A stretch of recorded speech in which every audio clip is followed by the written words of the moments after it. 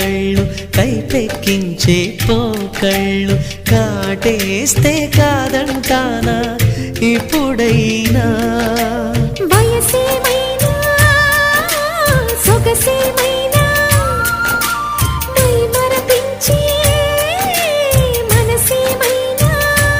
నవ్వు నవరాత్రి నీ కోసం తీసుకువస్తున్నా మైనా ఏమైనావే మన్మథ మాసం అయినా ఎంతైనా ఇది మెత్తని మోసం